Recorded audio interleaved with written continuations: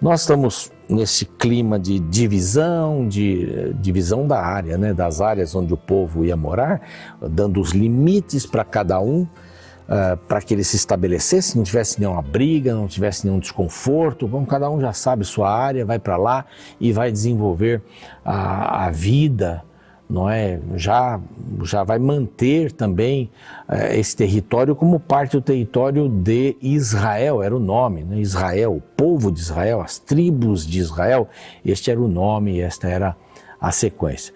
Então nós vamos agora para a segunda divisão. Primeiro aparece Judá, depois aparecem os filhos de José. Nesse capítulo vamos ver apenas um dos filhos, Efraim, que não era o mais velho. Manassés era o mais velho. Interessante essa inversão, até um determinado ponto aparece na linha, não é? Manassés, Efraim, de repente aparece agora, a partir daqui, Efraim e Manassés. O primeiro nome sempre era o nome do mais velho, não é? Mas a primeira parte do território é dividida para Efraim. E eu queria mostrar para você neste mapa aqui a área de Efraim. Está vendo esse amarelo mais clarinho aqui? Então, Manassés ficou com a maior parte do território, tanto antes, né, vamos vendo aqui o mapa, tanto antes do Jordão, né, quando as 2,5 tribos foram divididas ali, quanto depois, pegou uma área bastante grande.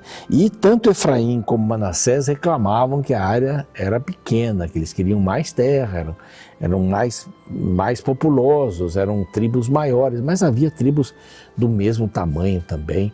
Então, tanto Efraim como Manassés deram muito trabalho, né? Foram tribos que deram bastante trabalho aí no decorrer da história de Israel. Mas eu já disse isso, vou repetir, José não foi incluído entre os 12, Levi também não foi incluído entre os 12, porque teria terras especiais espalhadas por todo Israel, e eles teriam como herança ao Senhor, não nenhuma propriedade aqui. E nós temos essa visão dos 2 filhos de José. José sai e os 2 filhos entram então no lugar de Levi e de José. Tá? Aí formam os 12 novamente. Tá? Alguns acham que Manassés e Efraim eram filhos de Jacó. Não eram filhos de Jacó, eram netos de Jacó.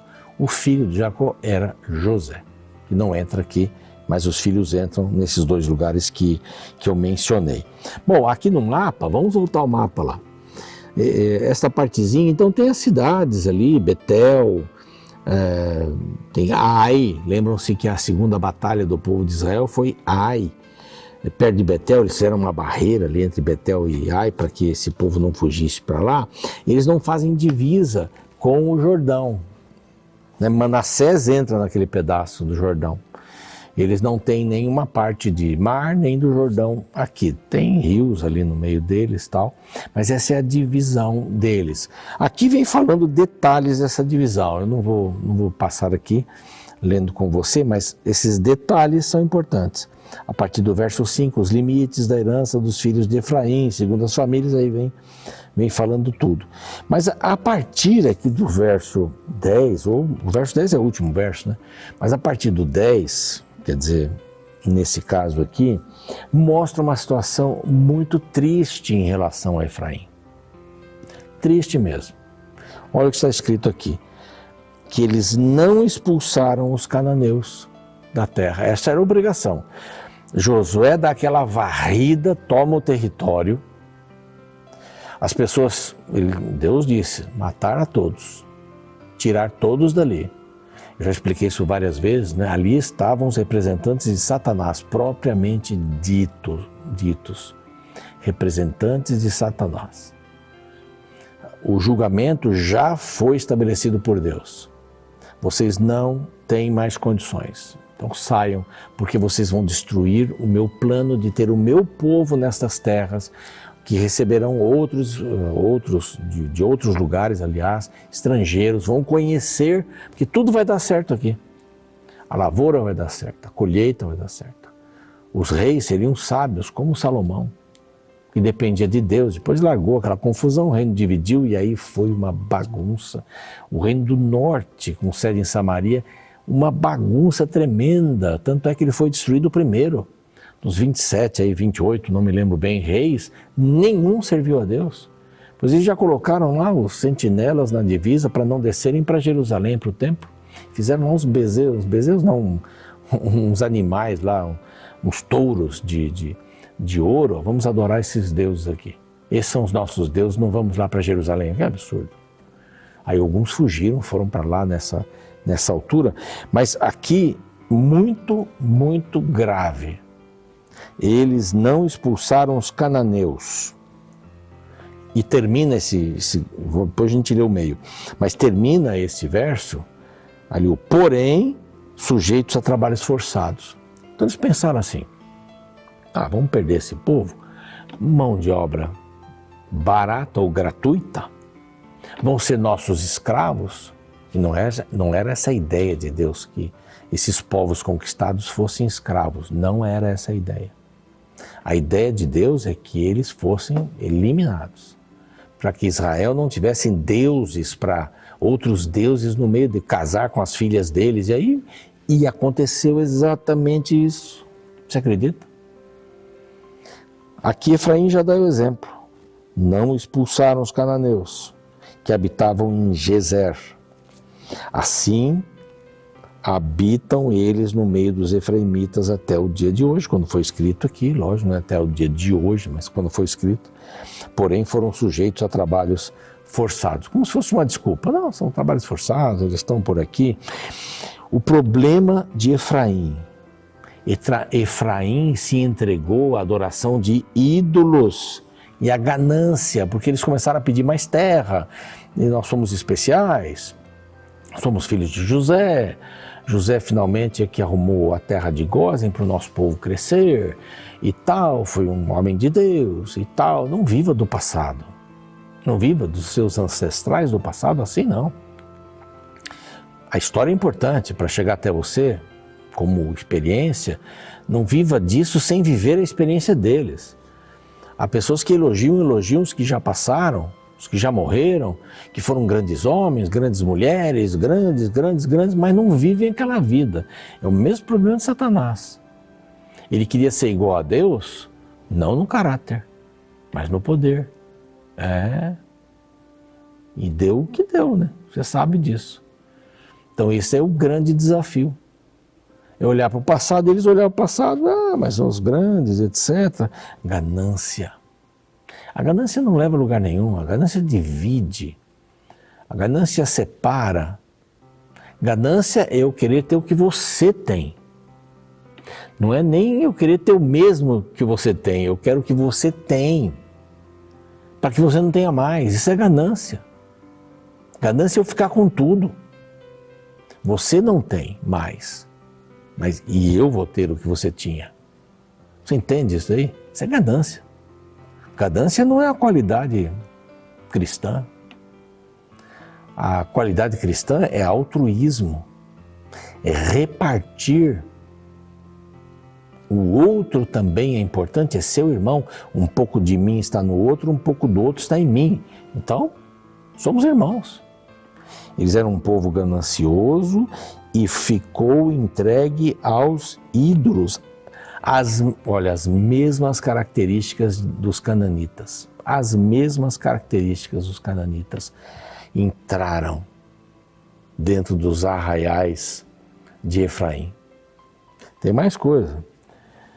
Eles serviam a dois senhores. Mais para frente a gente vai ver algumas histórias interessantes, mas eles serviam aos dois senhores. Minha avó, já falei isso aqui, né? Minha avó dizia assim, vamos acender uma vela para Deus e para o diabo, para ir, quem sabe, se um não ajudar, o outro ajuda. Acender vela para cada santo, essa é uma linguagem católica até. Mas se um não ajudar, o outro ajuda. Não tem isso. Para Deus não tem isso. Inclusive ele diz, vocês não podem servir a dois senhores. Escolham hoje a quem vocês vão servir. Aí Josué, né? Assim, eu e minha casa escolhemos servir ao Senhor. Que bênção, que coisa maravilhosa, que coisa extraordinária. Dentro dessa visão aqui, mais uma coisa. Eles eram amigos de Deus e amigos do mundo. Essa expressão que a gente usa aí, os cristãos usam, amigo do mundo quer dizer assim, amigo das coisas que a sociedade faz, e com respeito a casamento, com respeito à educação, com respeito a crescimento intelectual, é isso. Nós não podemos servir a dois senhores, nós não podemos ser amigos de Deus e amigos da sociedade, ou é de Deus ou da sociedade. Eu sempre digo assim, ame a Deus que o seu casamento vai ser melhor. Quanto mais você amar a Deus, melhor vai ser o seu casamento. É pronto, é isso. A gente tem que buscar alguém que tenha qualidade de amor. Não tem, ninguém tem, mas se buscar de Deus, vai ter. Quanto mais ligados a Deus, melhor o seu casamento. Os seus negócios, tudo na vida. Então, 3 coisas aqui que eu separei, algumas são bem parecidas, né? Entregue aos ídolos, entregue à ganância, como os cananitas. Eles serviam a 2 senhores, amavam a Deus, amavam o mundo. Não dá para viver assim. O próprio Deus fala sobre isso. Então, tá aí. Foi dividido, nós vimos aí no mapinha que passou já.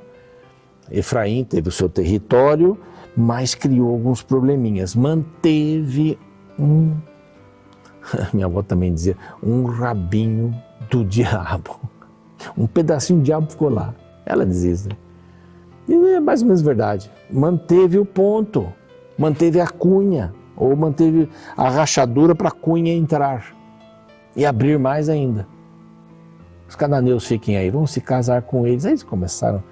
Você vai ver mais histórias dos efraimitas pela frente. Faça o que Deus pediu para você. É sempre melhor e mais seguro. Sempre. Não invente um caminho, não invente uma Bíblia, não invente um verso bíblico. O que está aqui, é a verdade. E derrame-se em cima desta verdade. Sua vida não vai ser a mesma. Vamos orar? Pai amado, nós te agradecemos por esses momentos aqui. A gente sabe que precisa do Senhor, a gente sabe que precisa da tua orientação e nós queremos fazer a tua vontade sem deixar um resquício, uma portinha aberta, uma fresta, para que o mal possa, através daquele lugar, dominar a nossa vida. Nós não queremos isso. Nós não queremos ser amigos do Senhor e da sociedade ou das coisas que a sociedade faz. Nós não queremos ter 2 senhores, não queremos ser vencidos pela ganância, pela idolatria. Então ajuda-nos, Senhor. E coloca-nos no lugar onde o Senhor deseja que fiquemos para representarmos bem o Teu reino. Em nome de Jesus, amém.